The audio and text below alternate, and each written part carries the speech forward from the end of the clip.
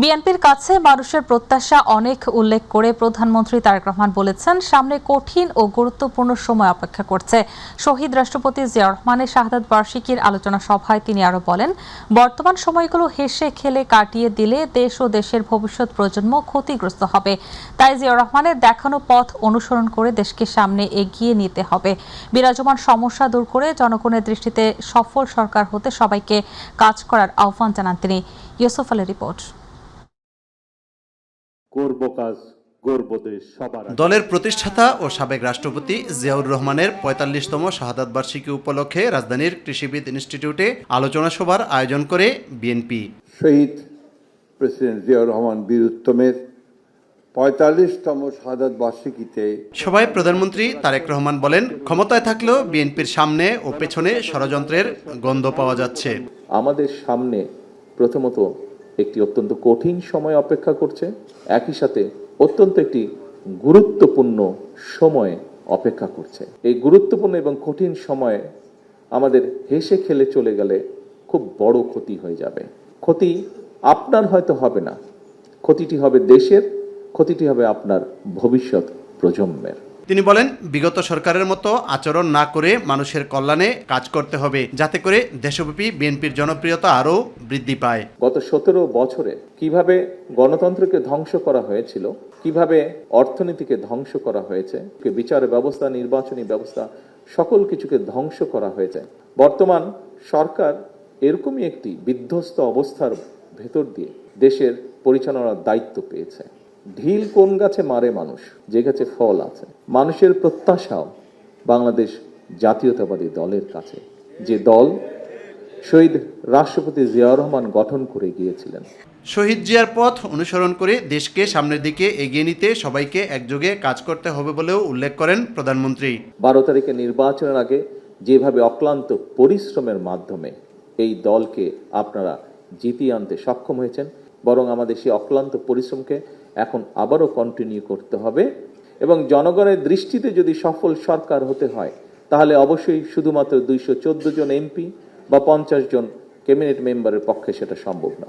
যখন বাংলাদেশ জাতীয়তাবাদী দলের সারা দেশে ছড়িয়ে ছিটে থাকা সকল নেতাকর্মী এই কর্মসূচিগুলোকে বাস্তবায়নের লক্ষ্যে মাঠে ময়দানে নেমে কাজ করতে পারবেন বা করবেন, তখনই শুধুমাত্র সেটি সম্ভব। তিনি বলেন, সমাজ থেকে সব ধরনের অবক্ষয় দূর করে নতুন প্রজন্মকে নতুনভাবে গড়ে তুলতে হবে।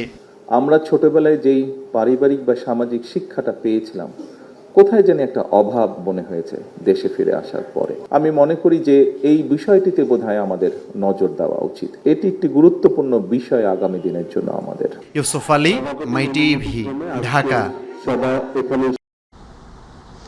রাষ্ট্রীয় বাহিনীর ওপর হামলা চালিয়ে রাষ্ট্রকে চ্যালেঞ্জ করার মতো দুঃসাহস দেখানো সন্ত্রাসীদের আশ্রয়স্থল চিহ্নিত করে কঠোর ব্যবস্থা নেওয়ার ঘোষণা দিয়েছেন স্বরাষ্ট্রমন্ত্রী সালাউদ্দিন আহমেদ।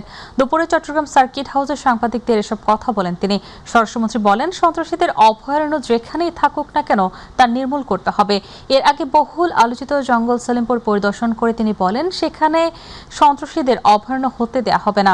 চট্টগ্রাম থেকে আব্দুল্লাহ আল মামুনের ভিডিও চিত্রে আতিকুর রহমান জানাচ্ছেন বিস্তারিত। চট্টগ্রাম নগরীর পাশেই জঙ্গল সলিমপুর। কয়েক দশক ধরে অবৈধ বসতি, ভূমিদস্যুতা, চাঁদাবাজি, মাদক ব্যবসায় এবং সশস্ত্র সন্ত্রাসী কর্মকাণ্ডের জন্য আলোচনায় এই এলাকা। আইন শৃঙ্খলা বাহিনী একাধিকবার অভিযান চালালেও পুরোপুরি নিয়ন্ত্রণ প্রতিষ্ঠা করা যায়নি। উল্টো আইন শৃঙ্খলা বাহিনীর উপর হামলা ও নিহত হবার ঘটনাও ঘটেছে। শনিবার সকালে জঙ্গল সলিমপুর পরিদর্শনে গিয়ে স্বরাষ্ট্রমন্ত্রী সালাউদ্দিন আহমেদ জানান, শুধু জঙ্গল সলিমপুর নয়, আশেপাশের আলীনগর, বেতুয়া ও চা বাগান এলাকার পাহাড়েও সন্ত্রাসীদের সক্রিয় উপস্থিতির তথ্য রয়েছে। এসব এলাকায় পরিকল্পিত যৌথ সাঁড়াশি অভিযান চালিয়ে সন্ত্রাসীদের উচ্ছেদ করা হবে। এই আলীনগর, জঙ্গল সলিমপুর, এই জায়গাটা আর কোনো বিচ্ছিন্ন সন্ত্রাসীদের এলাকা থাকবে না, অভয়ারণ্য থাকবে না।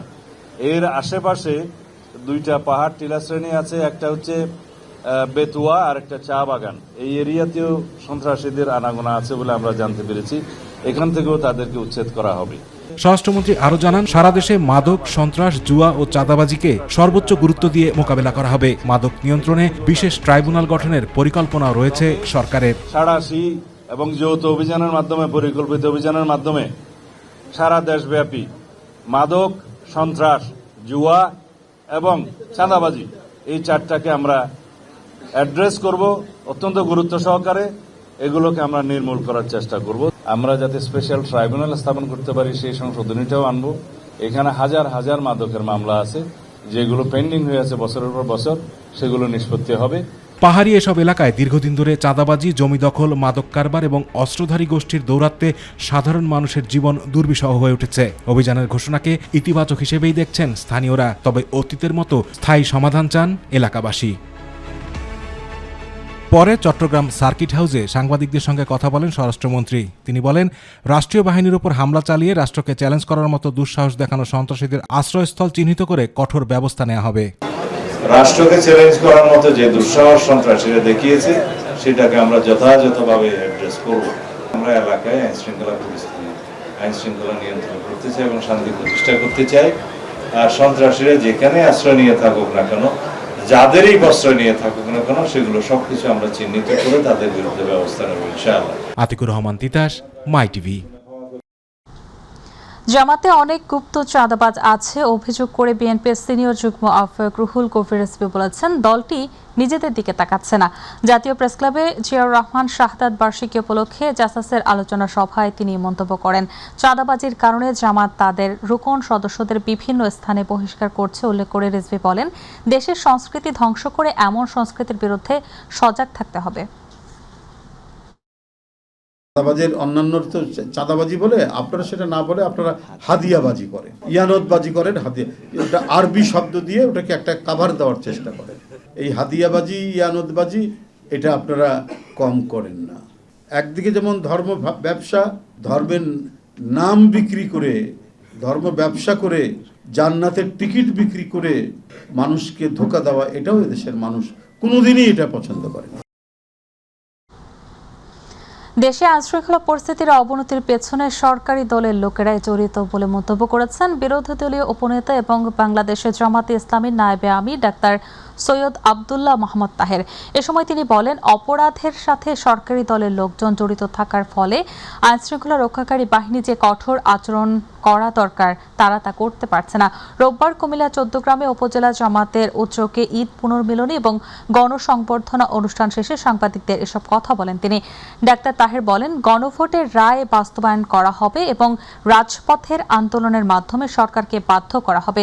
দেশের মানুষ সংবিধান সংস্কার এবং বৈষম্যহীন বাংলাদেশ করার স্বপ্ন নিয়ে বিএনপিকে ভোট দিয়েছিল, কিন্তু গত 3 মাসে বিএনপির কাছ থেকে সেই ধরনের কোনো দৃশ্যমান ভূমিকা লক্ষ্য করা যাচ্ছে না। এখানে একটা নতুন সংবিধান সংস্কার হবে, পার্লামেন্টারি সিস্টেম ডেভেলপ করবে, সকলে মিলে একটা উন্নয়নের বাংলাদেশ গড়ে তুলবে এবং সন্ত্রাস, অন্যান্য বিরুদ্ধে, দুর্নীতির বিরুদ্ধে একটা প্রতিরোধ তৈরি হবে। বিএনপিতে কিছু অশিক্ষিত লোক আছে, তারা জানে না বাজেট নির্ধারণ মানে টাকা নিয়ে যাওয়া নয়। বিএনপির উচিত তাদের প্রশিক্ষণের ব্যবস্থা করা, এমন মন্তব্য করেছেন এনসিপির মুখপাত্র আসিফ মাহমুদ সজীব ভুঁইয়া। দুপুরে কালশীর বাউনিয়া বস্তিবাসীর মাঝে খাবার বিতরণ করতে গিয়ে তিনি এমন মন্তব্য করেন। স্থানীয় সরকার নির্বাচনের সুযোগ পেলে বস্তিবাসীর পুনর্বাসনের ব্যবস্থা গ্রহণ করা হবে উল্লেখ করে আসিফ মাহমুদ সজীব ভুঁইয়া দাবি করেন, বস্তি উচ্ছেদের পূর্ব নোটিশ দেওয়া হয়নি। আওয়ামী লীগ আমল থেকে উচ্ছেদের আগে আগুন লাগিয়ে দেওয়া হচ্ছে। উচ্ছেদ করতে আসার পর ধাওয়া পাল্টা ধাওয়া হয়, এর 5 দিন পর আগুন লাগলো। এটা কোনোভাবে স্বাভাবিক ঘটনা বলে মনে করেন না তিনি।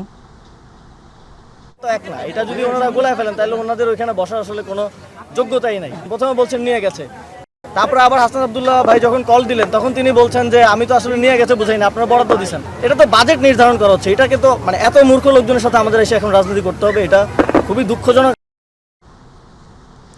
ঈদের ছুটি শেষে আগামীকাল সোমবার থেকে খুলছে অধস্তন আদালত। এদিন রাজধানীর মিরপুরে শিশু রামিসা হত্যা ধর্ষণ মামলা শুনানি শুরু হবে। সরকার এই মামলায় আসামির সর্বোচ্চ শাস্তি আশা করছে বলে জানিয়েছেন আইনমন্ত্রী অ্যাডভোকেট মোহাম্মদ আসাদুজ্জামান। সকালে ঝিনাইদহ শৈলকুপা উপজেলা পরিষদ মিলনায়তনে জেলা পরিষদের চেক বিতরণ অনুষ্ঠানে কথা বলেন তিনি। রামিসা হত্যাকাণ্ডের বিচার নিয়ে সাংবাদিকদের প্রশ্নের জবাবে আইনমন্ত্রী বলেন, সরকারের হাতে যতটুকু সময় এবং ক্ষমতা রয়েছে তা প্রয়োগ করেছে, বাকিটা বাকিটা আদালতের কাজ, আদালতকে সরকার সহযোগিতা করবে। তিনি আরো বলেন, সোমবার আদালত খুলবে। প্রথম দিনেই এই মামলার গুরুত্ব বিবেচনা করে শুনানির জন্য রাখা হয়েছে। এটা আদালতের এখতিয়ার, সরকার শুধু আদালতের কাছে প্রার্থনা করতে পারে। রামেসা হত্যাকাণ্ডে সর্বোচ্চ সাজা চাইবেন জানিয়ে মন্ত্রী বলেন, বাকিটা আদালত যেটা ন্যায় বিচারের স্বার্থে মনে করবেন সেটাই করবেন। সংবিধান সংশোধন কমিটিতে এখনও বিরোধী দল কোনো নাম দেয়নি জানিয়ে আইনমন্ত্রী বলেন, সরকার অপেক্ষায় আছে। মানবাধিকার কমিশন এবং গুম কমিশন আইন বিষয়ে সুপারিশ এসেছে, সেগুলো যাচাই বাছাই চলছে বলেও জানান মোহাম্মদ আসাদুজ্জামান। আগামীকাল কোর্ট খুলবে, আদালত খুলবে, সেখানে প্রথম দিনেই এই মামলাটার গুরুত্ব বিবেচনা করে শুনানির জন্য রেখেছেন। এটা আদালতের এখতিয়ার, আমরা শুধু আদালতের কাছে প্রার্থনা করতে পারি। আমরা প্রার্থনা করব সর্বোচ্চ সাজা, বাকিটা আদালত যেটা ন্যায় বিচারের স্বার্থে মনে করবেন সেটাই করবেন। ঈদের ছুটি শেষে ঢাকায় ফিরতে শুরু করেছে কর্মজীবী মানুষ। সড়ক, নৌ ও রেলপথে বেড়েছে যাত্রীদের আনাগোনা। রেলপথে এবারের ঈদ যাত্রা অনেকটাই স্বস্তিদায়ক ছিল বলে দাবি করেছেন কমলাপুর স্টেশন ম্যানেজার। তবে যাত্রী চাপ বেশি হওয়ায় কিছুটা ভোগান্তি পোহাতে হয়েছে বলে জানিয়েছেন যাত্রীরা। আরও জানাচ্ছেন রাকিব হাসান।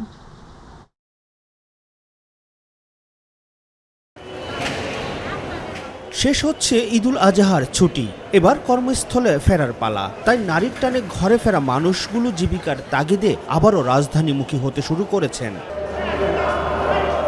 সোমবার থেকে খুলছে সরকারি বেসরকারি সব অফিস, আদালত, ব্যাংক, বিমা ও পুঁজিবাজার। তাই একদিন আগে দেশের বিভিন্ন এলাকা থেকে সড়ক, নৌ ও রেলপথে ঢাকায় ফিরছেন কর্মজীবী মানুষ।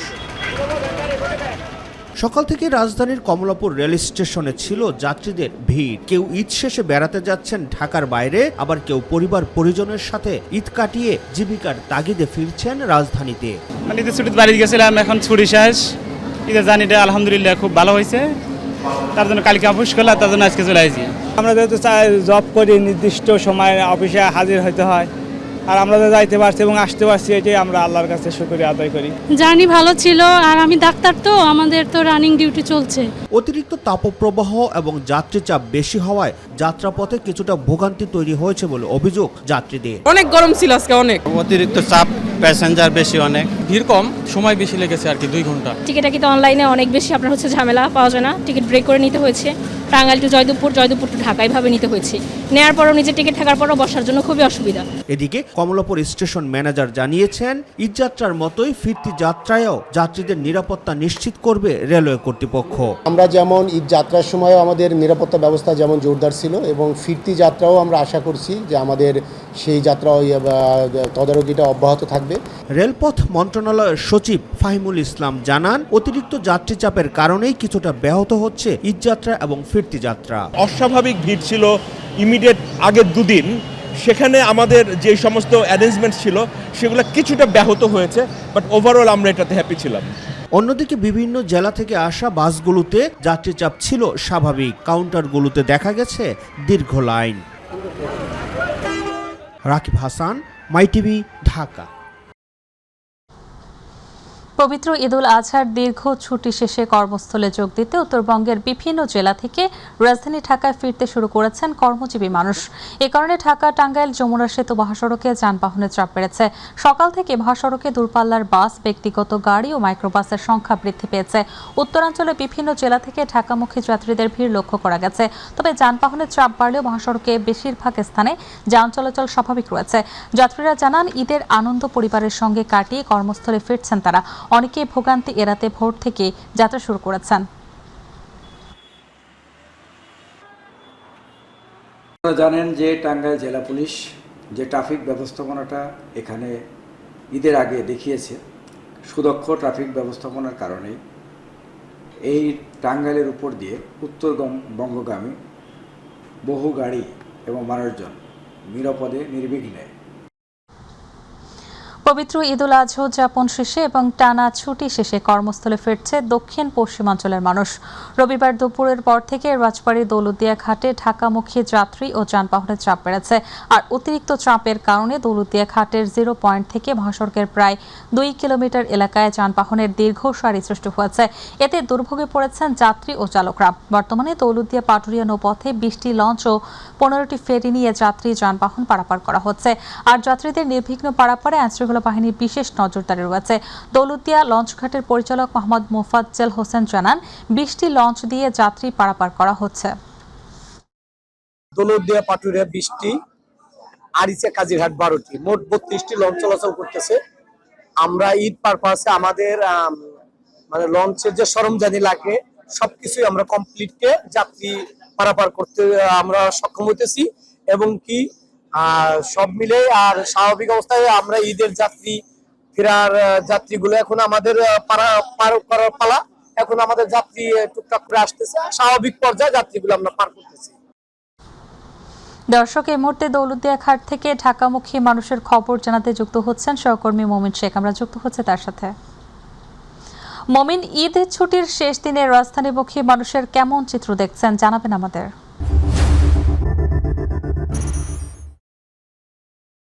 শাহলি, আপনি যেমনটি বলছিলেন, আগামীকাল থেকে অফিস আদালত খোলা।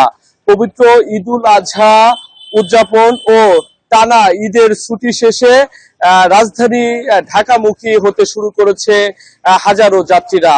আমরা এই মুহূর্তেকর চিত্র যদি বলি, শাহলি, কিছুক্ষণ আগেই আমি দৌলতদিয়া ঘাটের 0 পয়েন্ট থেকে মহাসড়কের প্রায় 2 কিলোমিটার এলাকা জুড়ে আমি ঘুরেছি। আমি দেখেছি দীর্ঘ যানবাহনের সারি কিন্তু সৃষ্টি হয়েছে।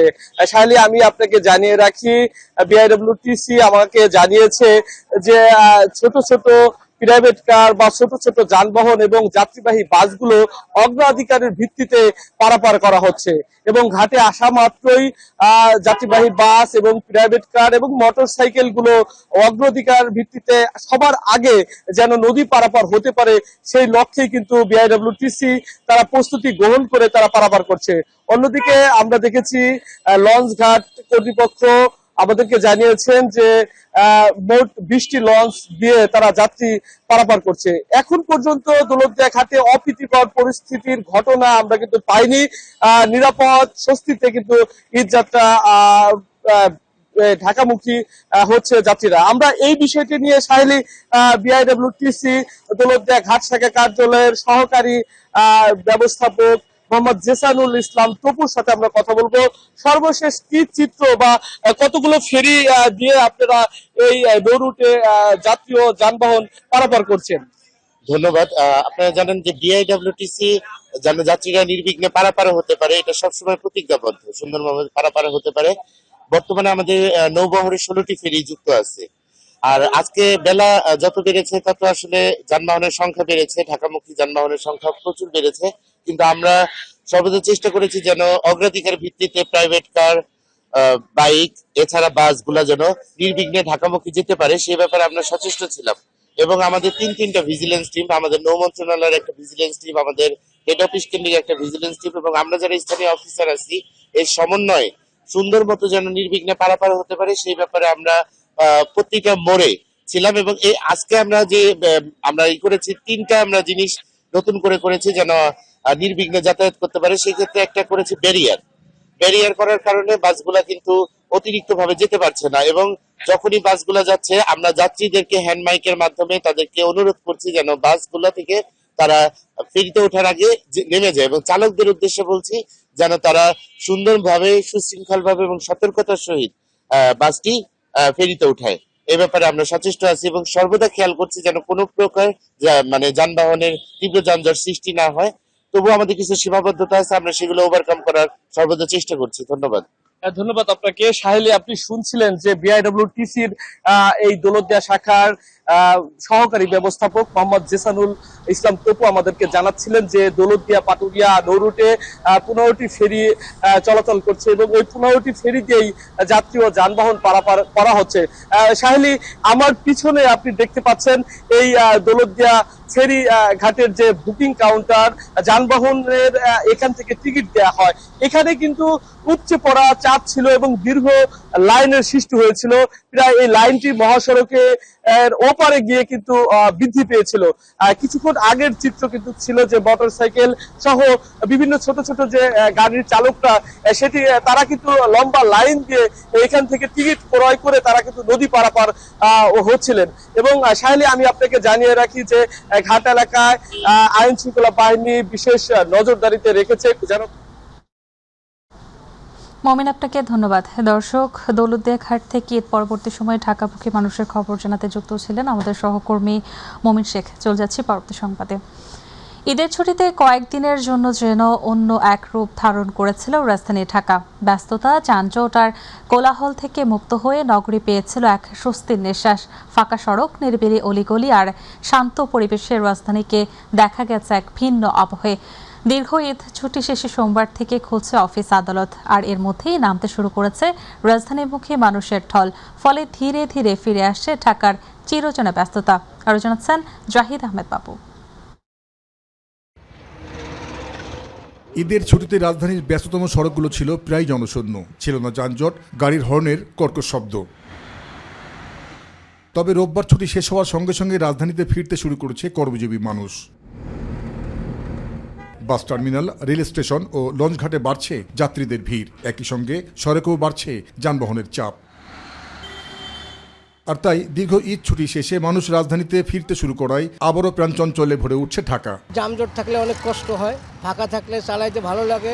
এখন বর্তমানে যে অবস্থা আমরা পাচ্ছি, এটা তো আমাদের জন্য খুবই ভালো লাগে। আজকে থেকে মোটামুটি আসা শুরু করেছে, আগামীকাল থেকে পুরা দমে হচ্ছে, গাড়ি ঘোড়া চলাফেরা শুরু করবে। তবে কয়েকদিনের জন্য ফাঁকা আর প্রশান্তির যে ঢাকা নগরবাসী দেখেছেন, তা ছিল তাদের কাছে ব্যতিক্রমী অভিজ্ঞতা।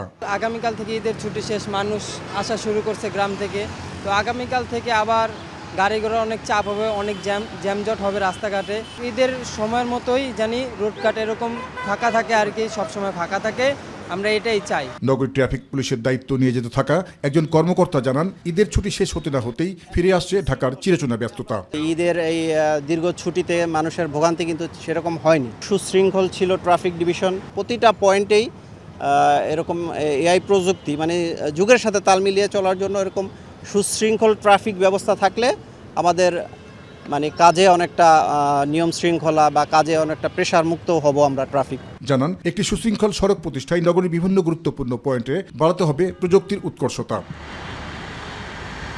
কয়েকদিনের জন্য যে শান্ত, নিরিবিলি আর প্রশান্ত ঢাকাকে দেখেছেন নগরবাসী, সেটি আবারও হারাচ্ছে কর্মব্যস্ত বাস্তবতায়। আর তাই প্রশ্ন থেকে যায়, এমন স্বস্তির নগর পরিবেশ পেতে কি নাগরিককে প্রতি বছর শুধু ঈদের ছুটির অপেক্ষায় থাকতে হবে? জাহিদ আহমেদ বাবু, মাই টিভি, ঢাকা। ঈদুল আজহার ছুটিতে পর্যটকদের পদচারণায় মুখর বিশ্বের দীর্ঘতম সমুদ্র সৈকত কক্সবাজার। শুধু সমুদ্র সৈকত নয়, জেলার অন্যান্য পর্যটন কেন্দ্রগুলোতেও দেখা গেছে পর্যটকদের সরব উপস্থিতি। হোটেল, মোটেল ও গেস্ট হাউসগুলোর প্রায় 60 থেকে 70% কক্ষ ভাড়া হয়ে গেছে। পর্যটকদের নিরাপত্তা নিশ্চিতে টুরিস্ট পুলিশের পাশাপাশি প্রশাসনের পক্ষ থেকেও নেওয়া হয়েছে ব্যাপক নিরাপত্তা ব্যবস্থা। প্রতিনিধি এম শাহে আলমের তথ্য ভিডিও চিত্রে আরও জানাচ্ছেন সাইদুর রহমান আবির। মৌসুমের এই সময়টায় ব্যবসা গরম কক্সবাজারে। সৈকতের পানি, বালি, বাতাস সবই গরম। এর মাঝেই সাগরের নোনা জলের সঙ্গে মিতালি গড়েছেন ভ্রমণ পিপাসু নারী পুরুষ। নগর জীবনের ব্যস্ততা ও যান্ত্রিকতা থেকে কিছুটা স্বস্তি খুঁজতে লাখো পর্যটক ছুটে এসেছেন নীল সমুদ্রের অপরূপ সৌন্দর্য উপভোগ করতে। সৈকতের লাবণী, সুগন্ধা, কলাতলি সহ বিভিন্ন পয়েন্টে দেখা গেছে উৎসব মুখর পরিবেশ। পর্যটকরা উপভোগ করছেন ওয়াটার বাইক, বিচ বাইক ও টিউব রাইড। আবার কেউ ঘোড়ায় চড়ে উপভোগ করছেন সৈকতের সৌন্দর্য।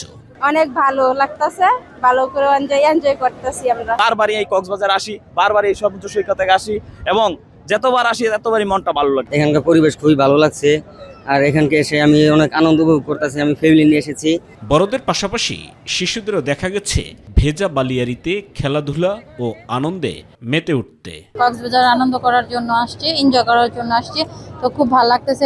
লোকারণ্য কক্সবাজার এসে খুবই ভালো লাগতেছে, খুবই জনবহুল, এন্ড আমি ফ্যামিলি নিয়ে আসছি, এখানে খুব আনন্দের সাথে কাটাচ্ছি। পর্যটকদের নিরাপত্তা নিশ্চিত করতে সমুদ্র সৈকতে দায়িত্ব পালনরত লাইফগার্ড কর্মীরা সতর্ক নজরদারি অব্যাহত রেখেছেন। আমাদের এরিয়ার বাইরে ওইখানে গিয়ে আমরা মাইকিং করছি, তাদেরকে নির্দেশনা দিচ্ছি তারা যেন লাল হলুদ পতাকার মাঝখানে গোসল করে, লাইফগার্ড এরিয়াতে গোসল করে। তার পাশাপাশি আমাদের যারা ভলান্টিয়ার আছে তারাও আমাদের সাথে কাজ করছে, আমাদের ঊর্ধ্বতন কর্মকর্তারাও আমাদের সাথে কাজ করছে। পর্যটন ব্যবসায়ীরা মনে করেন পাহাড় ও সমুদ্রের পাশাপাশি কক্সবাজারে আরও আধুনিক ও বৈচিত্র্যময় বিনোদন কেন্দ্র গড়ে তোলা গেলে দেশীয় পর্যটকদের পাশাপাশি বিদেশি পর্যটকদেরও আরও বেশি আকৃষ্ট করা সম্ভব। এতে দেশের পর্যটন খাত সমৃদ্ধ হওয়ার পাশাপাশি বৈদেশিক মুদ্রা অর্জনও উল্লেখযোগ্য হারে বৃদ্ধি পাবে। সাইদুর রহমান আবির, মাই টিভি নিউজ ডেস্ক। মোহনীয় গর্জনের সঙ্গে সমুদ্র তীরে আছড়ে পড়ছে ঢেউ, আর সেই ঢেউয়ের সঙ্গে নোনা জলে গা ভাসিয়ে উল্লাসে মেতেছেন কুয়াকাটা সৈকতের পর্যটকরা। ঈদের চতুর্থ দিনেও পর্যটন কেন্দ্র কুয়াকাটায় হাজারো পর্যটকের এমন উচ্ছ্বাস লক্ষ্য করা গেছে। গত 3 দিনের তুলনায় সরকারি ছুটির শেষ দিনে অনেকটা বেড়েছে পর্যটকের সংখ্যা। আগতদের ভিড়ে বুকিং রয়েছে হোটেল মোটেলের 80 কক্ষ, বিক্রি বেড়েছে ব্যবসা প্রতিষ্ঠানে। আগন্তুকরা বলছেন বছরে এমন লম্বা ছুটির সুযোগ খুব কম সময় মেলে, তাই ছুটির শেষ সময়টাকে উপভোগ করছেন তারা।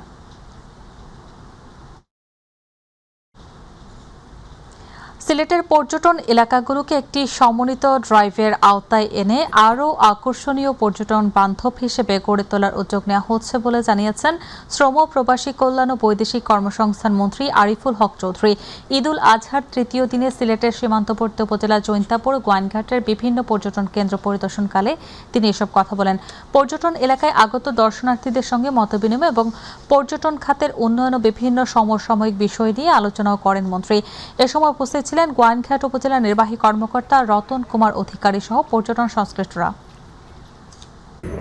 এটা আমাদের নেটের জন্য ব্যবস্থা করতে হবে, কারণ এখানে অনেক পর্যটকরা আসে যাতে নেটের মধ্যে থাকে, এবং আমরা নিরাপত্তা জোরদার করব, আরও সিকিউরিটি। আজকে দেখেন না, এখানে আমরা মাইকিং করতেছি, কোনো ধরনের অসুবিধা হলে তাদেরকে এই কনফারেন্স দিতে আমরা সহযোগিতা করতেছি। ইনশাআল্লাহ মাননীয় প্রধানমন্ত্রী জনাব তারেক রহমানের নির্দেশ যে প্রত্যেকটা জায়গায় মানুষ যেন মুক্তভাবে তাদের ইচ্ছা অনুযায়ী তারা মুভমেন্ট করে।